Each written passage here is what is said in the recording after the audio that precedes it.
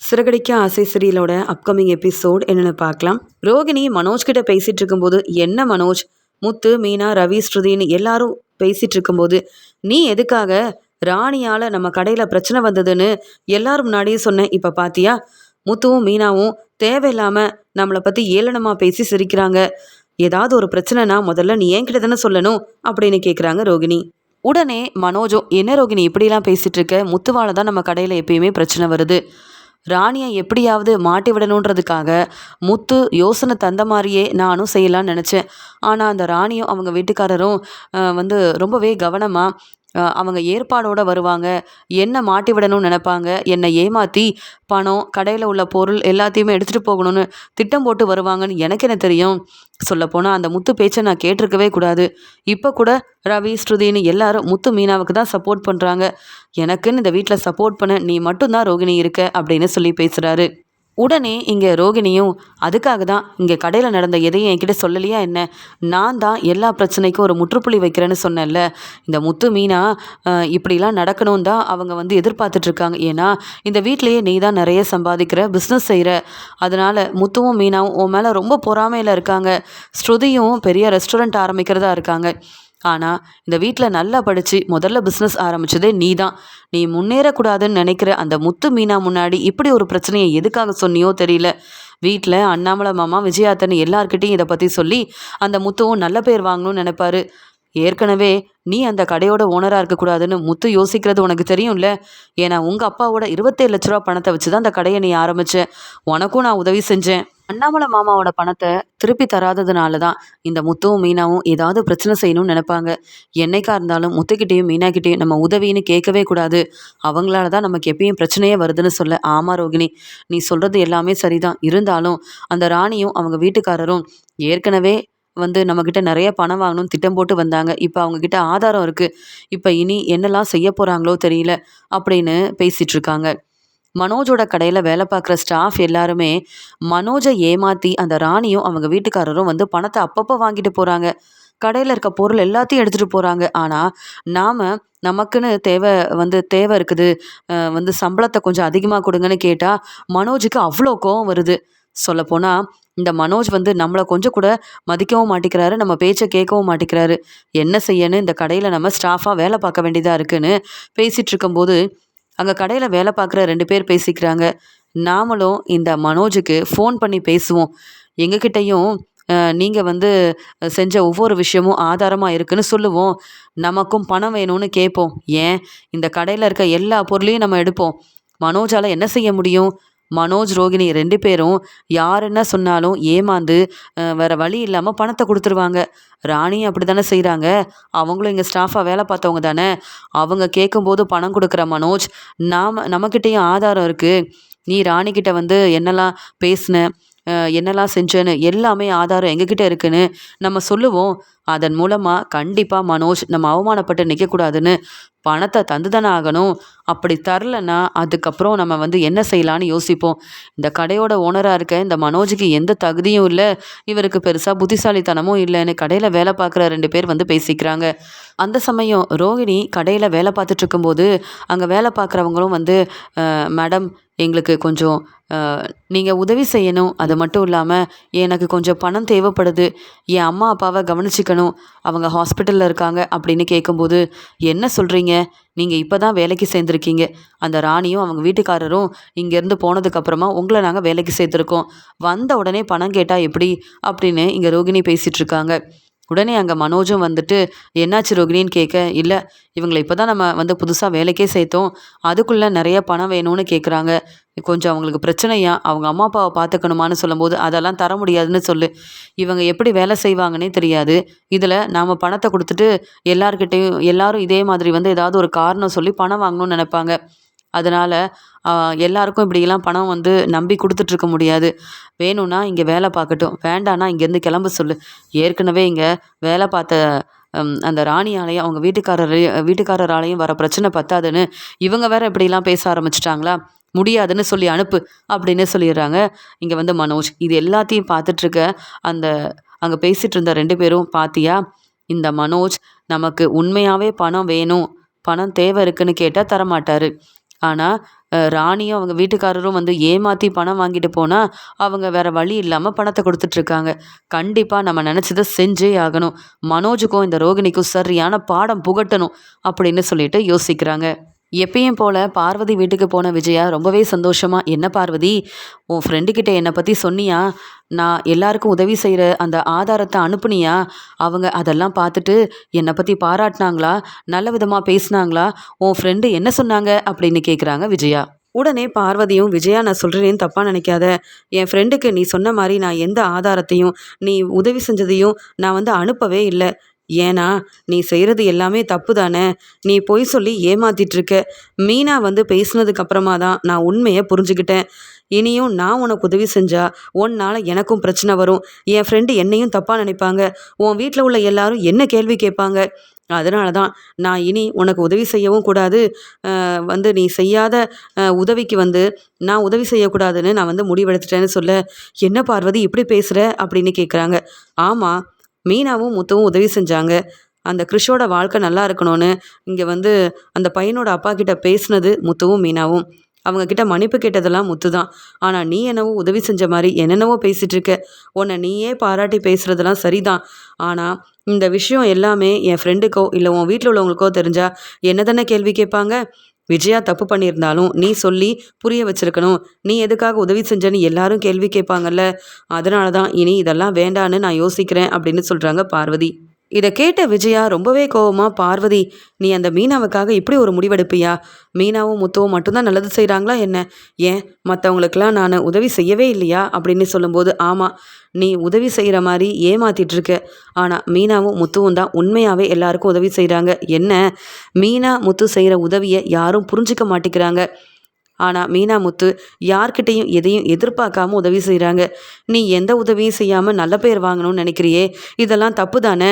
ஒரு நல்ல ஃப்ரெண்டாக இருந்து இதெல்லாம் நான் உனக்கு சொல்ல வேண்டாமா அப்படின்னு சொல்லும்போது, நீ எதையும் பேச வேண்டாம். மீனா வந்து அன்னைக்கு பேசின பேச்சால் நீ வந்து உன் மனசை மாற்றிக்கிட்ட போல. நீ என்னை புரிஞ்சுக்காமல் இப்படி பேசுறியே. எவ்வளோ கஷ்டப்பட்டு நான் ஒவ்வொன்றா யோசித்து நல்ல பேர் வாங்கணும்னு உன் ஃப்ரெண்டை நம்ப வைக்கிறதுக்காக நான் ஒவ்வொன்றா செய்கிறேன். நீ என்னடானா இப்படி பேசிகிட்டு இருக்கியே. வேண்டாம் பார்வதி, நான் உன் ஃப்ரெண்டு. எனக்காக தான் நீ உதவி செய்யணும். மீனா முத்துவை பற்றிலாம் நீ யோசிக்காத அப்படின்னு பார்வதி கிட்ட சொல்லும்போது, வேண்டாம் விஜயா, உனக்குன்னு சப்போர்ட் பண்ண சிந்தாமணி இருக்காங்க. ஆனால் சிந்தாமணியும் எப்போ பார்த்தாலும் மீனாவை பற்றி ஏதாவது சொல்லி உன்னை வந்து ரொம்ப கோவப்படுத்துகிறாங்க. நீ வந்து சிந்தாமணி பேச்சை அப்படியே கேட்குற. உன் மருமக மீனாவை கொஞ்சம் கூட மதித்து பேசவே மாட்டிக்கிற. மருமகளாக நினைக்கவே மாட்டிக்கிற. உன் வீட்டில் உள்ளவங்களே நீ கவனிக்க மாட்ட. வெளியில் உள்ளவங்களுக்கா உதவி செய்ய போகிற. உன்னை நல்லா புரிஞ்சுக்கிட்டு சிந்தாமணியும் வேணும்னே மீனாவுக்கு பிரச்சனை செய்யணும்னு நினைக்கிறாங்க. ஆனால் நீ செய்கிறது எல்லாமே தப்பு தான். இத்தனை நாள் நீ என் ஃப்ரெண்டுன்றதுக்காக உனக்கு நல்ல பேர் கிடைக்கணுன்ற ஒரு ஆசையில் உதவி செஞ்சேன். ஆனால் இனி என்னால் அப்படி செய்ய முடியாது. வேணும்னா சிந்தாமணிக்கிட்ட உதவி கேளு. ஆனால் என்றைக்கும் இப்படிப்பட்ட உதவியை நான் உனக்கு செய்யவே மாட்டேன். நீ என் வீட்டுக்கு வா, நல்லபடியாக கிளாஸ் எல்லாம் பார்த்துக்க, என்கிட்டேயும் பேசு. அது மட்டும் இல்லாமல் நீ எங்கே போகணுன்னாலும் நான் உன் கூட வரேன். அதை மட்டும்தான் என்னால் செய்ய முடியும். மற்றபடி நீ நல்ல பேர் வாங்கிறதுக்காக இனியும் மற்றவங்கள நீ ஏமாற்றிட்டு இருக்கிறதுக்கு நான் உதவி செய்ய முடியாது. உன்னால் எனக்கு ஏன் பிரச்சனை வரணும்? உன் வீட்டில் உள்ளவங்க என்னை ஏன் கேள்வி கேட்கணும்? நான் எதுக்கு தலை குனிஞ்சு அவமானப்பட்டு நிற்கணும்? அதனால தான் நான் இப்படி ஒரு முடிவெடுத்துட்டேன். என் முடிவில் நான் உறுதியாக தான் இருக்கேன். அதனால் நீயும் பேசாமல் திருந்தி நல்லபடியாக மீனாவையும் முத்துவையும் ஏற்றுக்கிட்டேன்னா அப்புறம் கண்டிப்பாகவே எல்லாருக்கும் நீ மனசு மாதிரி உதவி செஞ்சேன்னா உனக்கு நல்லது மட்டும்தான் நடக்கும் அப்படின்னு சொல்ல, உடனே விஜயாவும் சிரிச்சுக்கிட்டே, அப்படிலாம் ஒன்றும் நடக்காது. ஏன்னா மீனாவும் முத்துவும் கிறிஷை நாங்களே பார்த்துக்குறோன்னு கிறிஷுக்கு உதவி செஞ்சாங்க. ஸ்கூலில் போய் பேசினாங்க.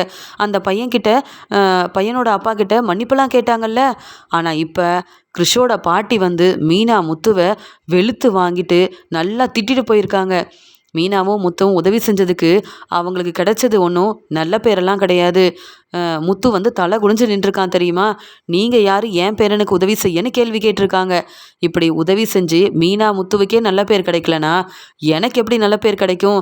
அதனால் எப்பயும் போல் நான் செய்ய வேண்டியதை செய்ய தான் போகிறேன். என்னை பற்றி நீ உன் ஃப்ரெண்டுக்கிட்ட எதுவும் சொல்லாமல் இருந்தால் போதும். உன்னுடைய உதவி எனக்கு தேவையும் இல்லை. எப்படி எல்லார்கிட்டையும் நல்ல பேர் வாங்கணும், உன் ஃப்ரெண்டு மூலமாக எனக்கு கிடைக்க இருக்கிற வாய்ப்பை எப்படி நான் வாங்கணும்னு எனக்கு தெரியும் அப்படின்னு ரொம்ப கோவமாக பார்வதி சொல்ல வரதை புரிஞ்சுக்காம விஜயா அங்கேருந்து கிளம்புறாங்க. உடனே பார்வதி யோசிக்கிறாங்க. நான் ஒரு நல்ல ஃப்ரெண்டாக இருந்து விஜயாவோட மனசை மாற்றணும், திருத்தணும், விஜயா இப்படி செய்கிறது தப்புன்னு சொல்லணும்னு நினச்சா விஜயா என்னையே புரிஞ்சுக்க மாட்டேங்கிறா. மீனா முத்தவியா புரிஞ்சுக்க போகிறா. என்ன நடக்க போதோ? கண்டிப்பாக விஜயா மறுபடியும் இப்படிலாம் பொய் சொல்லி ஏமாத்துறதுக்கு பிரச்சனை வரதான் போகுது. எப்படி விஜயா இதெல்லாம் சமாளிக்க போகிறான்னு தெரியலையேன்னு பார்வதி யோசிக்கிறாங்க. வீட்டுக்கு வந்த மனோஜ் ரொம்ப கோவமாக இருக்கிறத வீட்டில் உள்ள எல்லாருமே கவனிக்கிறாங்க. உடனே ரவியும், என்னாச்சு மனோஜ், ஏற்கனவே உன் கடையில் நிறைய பிரச்சனைன்னு சொல்லிட்டு இருந்தியே, இப்போ எல்லாம் சரியாயிருச்சான்னு கேட்கும்போது, எப்படி சரியாகும், யாரை நம்புறதுனே தெரிய மாட்டேங்குது.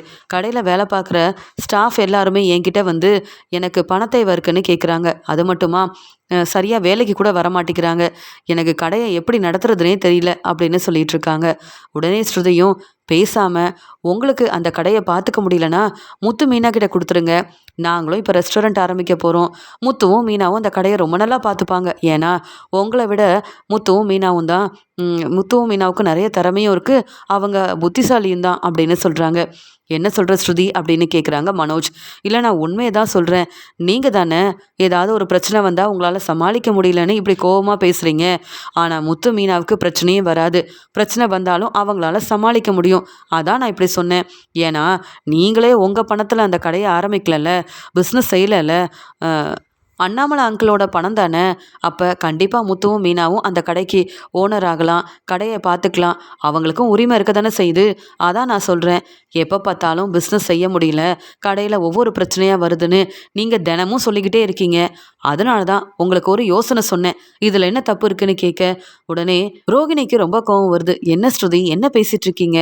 பிஸ்னஸில் ஒரு பிரச்சனைனா வீட்டில் வந்து இங்கே மனோஜ் சொல்கிறதுல என்ன தப்பு இருக்குது? பாத்தியா மனோஜ், எல்லாரும் முத்து மீனாக்கு சப்போர்ட் பண்ணுறாங்க. நீ அந்த கடையோட ஓனராக இருக்கக்கூடாதுன்னு நினைக்கிறாங்க.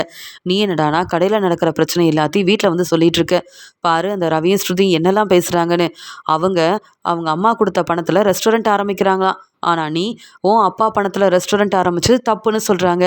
சொல்லப்போனால் இதெல்லாம் முத்து மீனா வந்து சொல்லி தான் இவங்க இப்படிலாம் பேசிகிட்டு இருக்காங்க போலன்னு சொல்லும்போது அங்கே வந்து விஜயாவும், என்ன மனோஜ், என்ன நடக்குது அப்படின்னு கேட்க, பாருங்கம்மா, அந்த ரவியும் ஸ்ருதியும் இப்படிலாம் பேசுகிறாங்க. நான் தானம்மா அந்த கடையை பார்த்துக்கணும். எனக்கு ஒரு பிரச்சனைனா அப்பா உதவி செய்வாங்க, நீங்கள் உதவி செய்வீங்கன்னு நினச்சா இவங்க எல்லாருமே என்னை ஏளனமாக பேசுகிறாங்கம்மான்னு சொல்லும்போது, மனோஜ், நீ நல்லா படிச்சிருக்க. என்னைக்கு இந்த ரோகிணி உன் கடைக்கு உதவி செய்ய வந்தாலோ அன்னையிலேருந்து தான் பிரச்சனை. நான் இப்போ சொல்கிறேன், அந்த ராணியும் அவங்க வீட்டுக்காரரும் உன் கடையில் வந்து சேர்ந்ததுக்கு காரணம் யார்?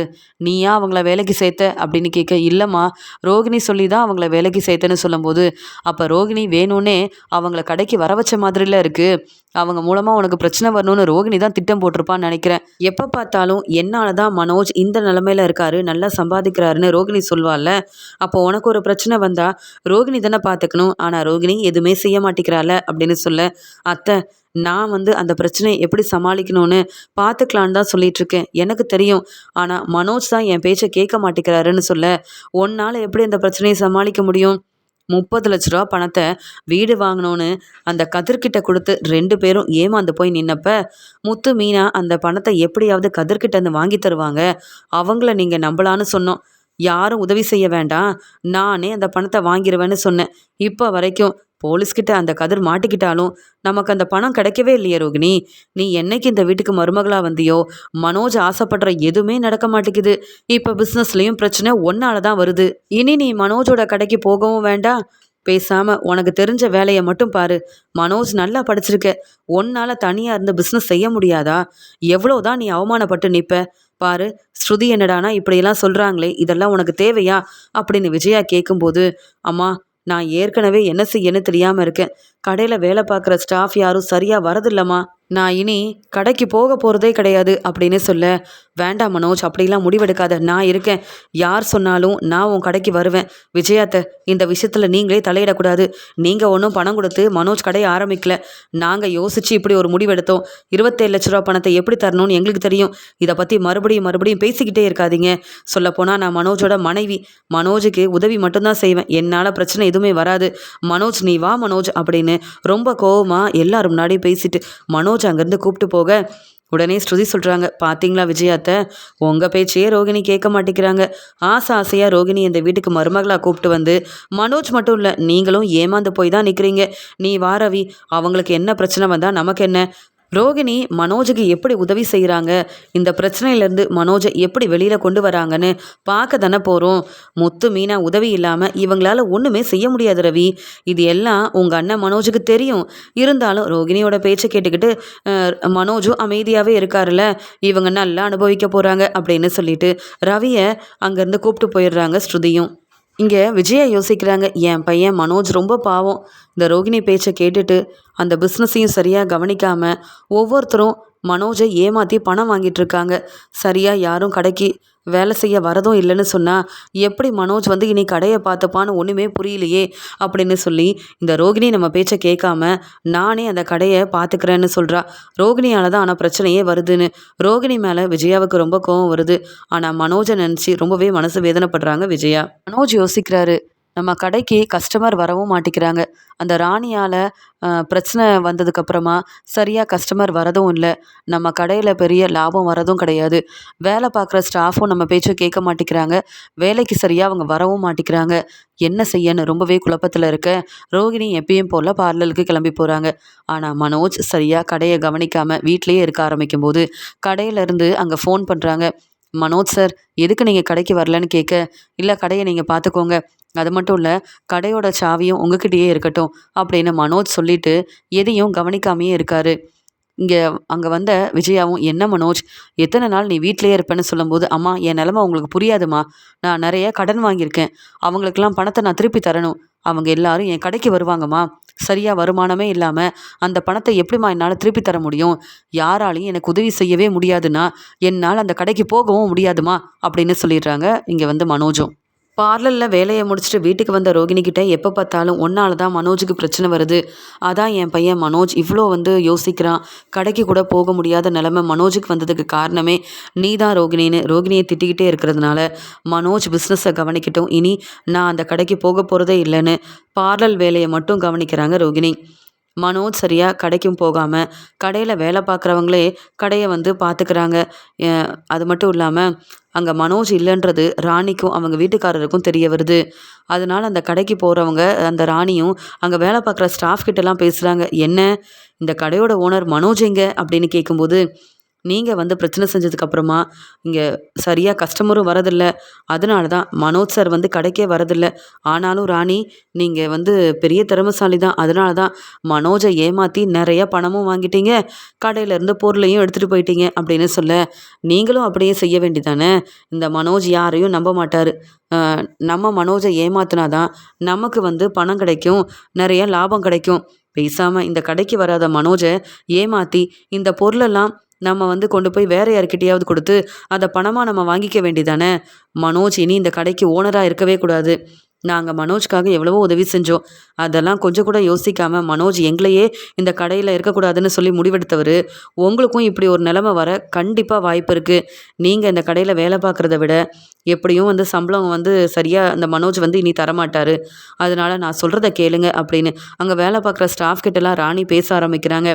இந்த பொருள் எல்லாத்தையும் மனோஜுக்கு தெரியாமல் நான் சொல்கிற ஒரு ஆள்கிட்ட கொடுத்துருங்க, நிறைய பணம் கிடைக்கும், எனக்கும் பணம் கிடைக்கும், உங்களுக்கும் பணம் கிடைக்கும் அப்படின்னு மனோஜை பற்றி ஏற்கனவே பேசின அவங்கக்கிட்டலாம் ராணி இப்படி பேச உடனே அந்த ஆளுங்களும், இதெல்லாம் சரிதான், நமக்கு பணம் வேணும், அதுக்காக ராணி சொல்கிறத கேட்டு தான் ஆகணும் அப்படின்னு ஒத்துக்கிறாங்க. கொஞ்ச நாளாக இந்த மனோஜ் சரியாக கடைக்கு வரதும் இல்லை, ரோகிணியும் இங்கே கடைக்கு வரதில்லை, கடையோட சாவி எங்ககிட்ட இருக்கிறதுனால நீங்கள் வந்து சொன்னது எல்லாமே சரிதான், நீங்கள் சொல்கிற எல்லாத்தையும் எங்களால் செய்ய முடியும், இன்றைக்கி மற்றவங்க எல்லாம் வேலையை முடிச்சுட்டு போகட்டும், அதுக்கப்புறமா நான் வந்து கடையில் உள்ள எல்லா பொருளையும் நீங்கள் சொன்ன அந்த ஆளை கூப்பிட்டு வாங்க, கொடுத்துட்டு நம்ம வந்து பணத்தை வாங்கிடலாம், அதுக்கப்புறம் நான் இந்த கடைக்கு வேலைக்கு வரப்போகிறதே கிடையாது அப்படின்னு அவங்க எல்லாரும் ராணி சொன்னதை கேட்டு இப்படி ஒரு முடிவெடுக்கிறாங்க. மனோஜை ஏமாத்தணும்னு மனோஜுக்கும் ரோகிணிக்கும் தெரியாமல் திட்டம் போடுறாங்க. ராணி யோசிக்கிறாங்க, என்னையா ஏமாற்றி என்கிட்ட இந்த பணத்தை வாங்கணும்னு இந்த ரோகிணி நினச்சாங்க, இனி அவங்க இந்த கடையோட ஓனராக இருக்க போகிறதில்ல, ஏமாந்து போய் தான் நிற்க போகிறாங்கன்னு ராணியும் அவங்க வீட்டுக்காரரும் இந்த மனோஜை ஏமாற்ற இப்படியெல்லாம் திட்டம் போட்டுட்டு ரொம்ப சந்தோஷமாக அங்கேருந்து கிளம்புறாங்க. மனோஜ் அந்த 2 பேருக்கும் ஃபோன் பண்ணுறாங்க. ஆமாம், கடையில் கொஞ்சமாவது கஸ்டமர் யாரும் வந்தாங்களா அப்படின்னு கேட்க, இல்லை சார், யாரும் வரதே இல்லை, சொல்லப்போனால் இனி உங்கள் கடை நல்லபடியாக நடக்குமானே ஒரே சந்தேகமாக தான் இருக்குது, எங்களுக்கெல்லாம் எப்படி தான் நீங்கள் சம்பளம் கொடுக்க போகிறீங்களோ தெரியல அப்படின்னு பேசும்போது, நான் நினச்சேன் இப்படி தான் நடக்கும்னு, இந்த ராணியால தான் எல்லா பிரச்சனையும். சரி, நான் முடிஞ்ச அளவு இன்னும் 2 நாள்ல எப்படியாவது கடைக்கு வரேன். என்ன செய்யன்னு தெரியல. சந்தோஷ் சாரும் ஃபோன் பண்றாரு. அவர் பொருள அனுப்புனதுனால பணம் குடுக்கணும். நெறைய பேர்கிட்ட கடன் வாங்கியிருக்கேன். பிரச்சனைய எப்படி சமாளிக்க போறேன்னு தெரியல. முடிஞ்ச அளவு கடைய நீங்களே பார்த்துக்கோங்க." அப்படின்னு சொல்லிட்டு எதையும் கண்டுக்காம வீட்லயே இருக்காரு மனோஜ். இத பார்க்கும்போது விஜயாவால தாங்கிக்க முடியல. முத்துவும் மீனாவும் கூட தனக்கு தெரிஞ்ச வேலைய செஞ்சு முன்னேறணும்னு கஷ்டப்பட்டு வேலை செய்றாங்க. சம்பாதிக்கிற பணத்த சேர்த்து வைக்கிறாங்க. இந்த மனோஜ நான் நெறைய படிக்க வச்சேன். மனோஜ் மேல அவ்ளோ நம்பிக்கையா இருந்தேன்.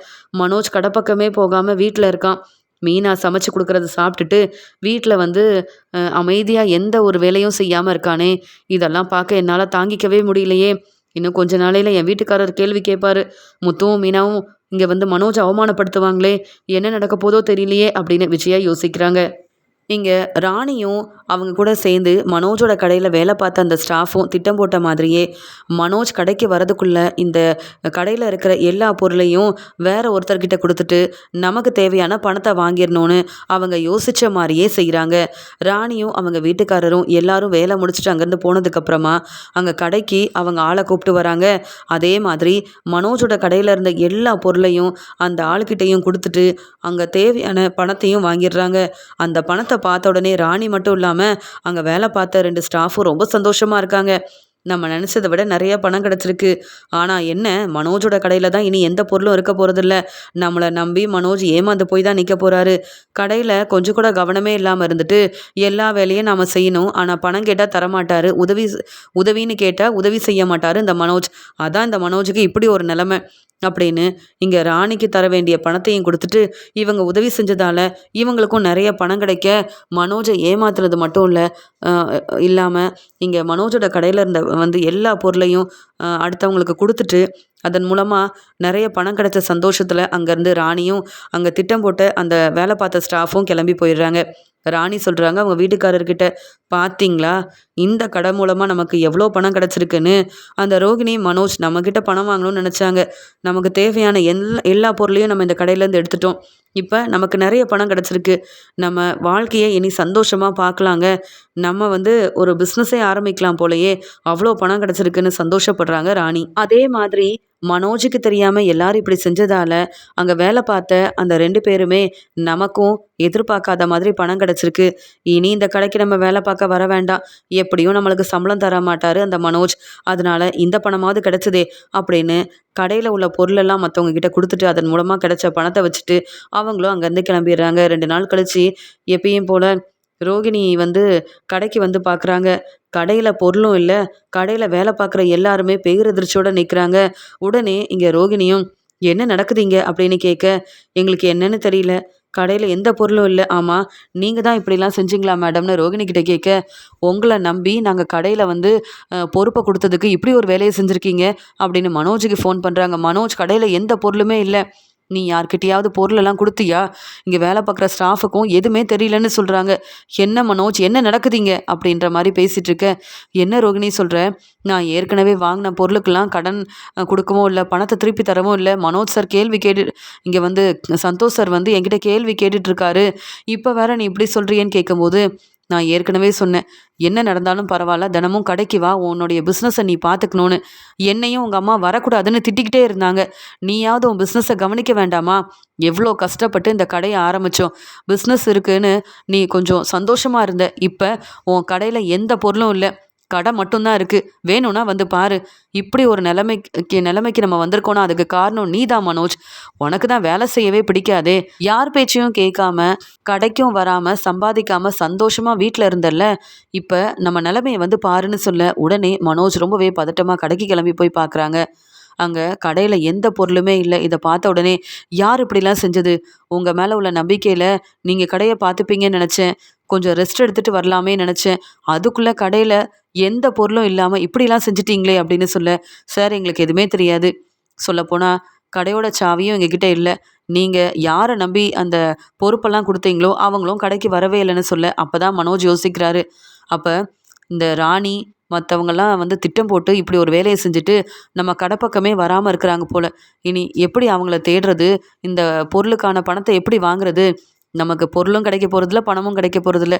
இப்படி ஏமாந்து போய் நிற்கிறோமே. இங்கே ரோகிணி சொன்ன மாதிரியே ரோகிணி பேச்சை கேட்டிருக்கணும், இந்த கடைக்கு நான் வந்திருக்கணும்.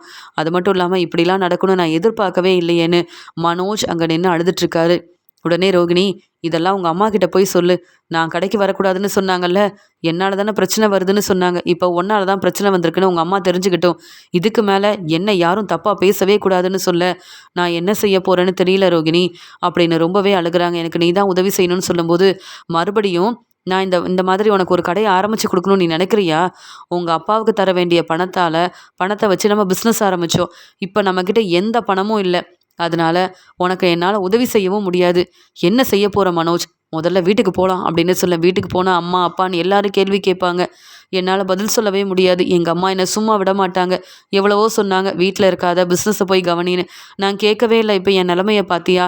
யாரெல்லாம் நம்பக்கூடாதோ அவங்க எல்லாரையும் நம்பி நான் ஏமாந்து போய் நிற்கிறேனே அப்படின்னு ரொம்பவே அழ ஆரம்பிக்கிறாரு மனோஜ். எப்பயும் போல மனோஜ் வந்து வீட்டுக்கு வராரு. உடனே மனோஜ், இன்னைக்கு தான் நீ கடைக்கு போன, நான் அவ்வளோ சந்தோஷமா இருந்தேன்னு சொல்ல, அம்மா நான் பெரிய தப்பு பண்ணிட்டேம்மா அப்படின்னு மனோஜ் அழ ஆரம்பிக்கிறாரு. மனோஜ், உன்னால் நான் சந்தோஷப்பட்டேன், ஆனால் மறுபடியும் நீ வீட்டுக்கு வரும்போது அழுதுகிட்டே வரியே, என்ன பிரச்சனை அப்படின்னு கேட்க அங்கே வந்து முத்து, மீனா, ரவி, ஸ்ருதி, அண்ணாமலைன்னு எல்லாரும் வந்து நிற்கிறாங்க. ஆனால் பதில் பேசாமல் ரோகிணி தலை குனிஞ்சு நிற்கிறாங்க. உடனே மீனாவும், என்ன ரோகிணி, மனோஜ் தான் எதுவும் பேச மாட்டேங்கிறாரு, நீங்களாவது நடந்த உண்மையை சொல்லுங்களேன் அப்படின்னு கேட்குறாங்க. உடனே ஸ்ருதியும், நான் தான் சொன்னேன்ல பிரச்சனையை உங்களால் சமாளிக்க முடியாது, இந்த பொறுப்பை முத்து மீனா கிட்ட கொடுங்க, கடையை அவங்க நல்லா பார்த்துப்பாங்கன்னு நான் சொன்னால் அப்போ உங்களுக்கு தப்பாக புரிஞ்சுக்கிட்டீங்க. இப்போ வந்து அழுதுட்டு நிற்கிறீங்களே, என்னாச்சு மனோஜ் அப்படின்னு கேட்குறாங்க ஸ்ருதி. அம்மா, நான் நினைக்காத எல்லாமே நடந்துருச்சுமா. நான் அந்த கடையில் வேலை பார்க்குற ஸ்டாஃபை நம்பி தான் அங்கே வந்து அவங்க பொறுப்பாக பார்த்துப்பாங்கன்னு நினச்சேன். சொல்லப்போனால் நான் வந்து கடன் வாங்கின எல்லாருமே கடைக்கு வருவாங்க, சமாளிக்க முடியாதுன்னு வீட்டில் இருந்தேன்.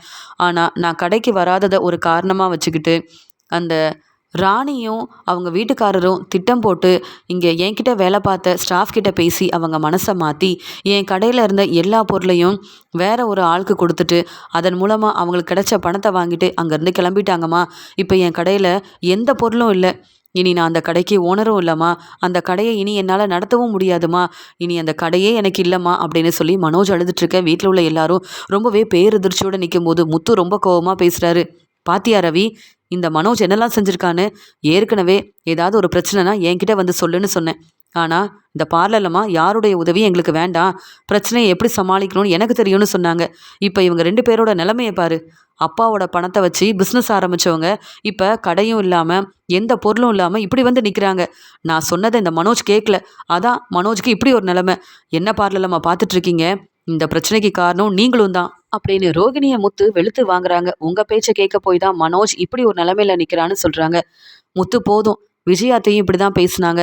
அதனால தான் மனோஜோட கடைக்கு போகாமல் நான் என் வேலையை பார்த்துக்கிட்டேன். என் வேலையை நான் சரியாக தான் செய்கிறேன். எனக்கு வர வேண்டிய சம்பளம் வரதான் செய்யுது. ஆனால் மனோஜ் தான் பொறுப்பே இல்லாமல் வேலைக்கு போகக்கூடாதுன்னு வீட்லேயே இருந்தாங்க. சொல்லப்போனால் நீங்கள் எல்லாரும் அப்போவே மனோஜ் கிட்ட பேசி புரிய வச்சிருக்கலாமே. இப்போ ஒரு பிரச்சனைன்னு வந்த உடனே எல்லாரும் என்ன கேள்வி கேட்குறீங்களா? இந்த பிரச்சனைக்கு கண்டிப்பாக நான் காரணமே இல்லை. அதை முதல்ல புரிஞ்சுக்கோங்க. எல்லா பிரச்சனைக்கும் இந்த மனோஜ் மட்டும்தான் காரணம் அப்படின்னு ரோகிணி ரொம்ப கோபமாக பேசுகிறாங்க. முத்து சொல்கிறாங்க, பாத்தியா மனோஜ், பிரச்சனைன்னு வந்த உடனே நீ தான் காரணம்னு பாடலமாக சொல்கிறாங்க. நீயும் எங்ககிட்ட எதை பற்றியும் சொல்லாமல் தானே இருந்த. அப்போ நீ தான் இது எல்லாத்தையும் பார்த்துக்கணும். அப்பா, உங்கள் பணம் திரும்பி வரவே வராது போல். பாருங்கப்பா, உங்கள் பணத்தை எடுத்தது மட்டும் இல்லாமல் அந்த பணத்தை திருப்பி தராமல் இப்போ மனோஜ் இப்படி ஒரு நிலமையில இருக்கான்.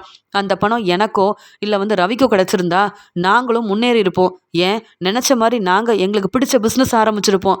ஆனால் மனோஜை மாதிரி ஏமாந்து போய் நின்றுக்கவே மாட்டோம். இப்போ இங்கே வந்து ஸ்ருதி வந்து ரெஸ்டாரண்ட் ஆரம்பிக்க போகிறேன்னு சொல்கிறாங்கல்ல. அப்பாவோட 27 லட்ச ரூபா பணம் இருந்திருந்தா ரவிக்கு அந்த பணம் கிடச்சிருந்தா ரவி கூட தான் ரெஸ்டாரண்ட் ஆரம்பித்து இப்போ ரெஸ்டாரண்ட்டோட ஓனராக இருந்திருப்பான். அதே மாதிரி மீனாவுக்கும் எனக்கும் பிடிச்ச மாதிரி ஒரு பிஸ்னஸ் ஆரம்பிச்சிருப்போம். ஆனால் ஒன்றை மாதிரி நாங்கள் ஏமாந்து போய் நிற்க மாட்டோம். இப்போ நீ ஏமாந்து போய் நிற்கிற, இப்போ பிஸ்னஸே இல்லாமல் இருக்கல, அதுக்கு காரணம் நீ மட்டும் இல்லை, இந்த ரோகிணியும் தான் அப்படின்னு முத்து ரொம்ப கோபமாக பேசும்போது ரோகிணி யோசிக்கிறாங்க.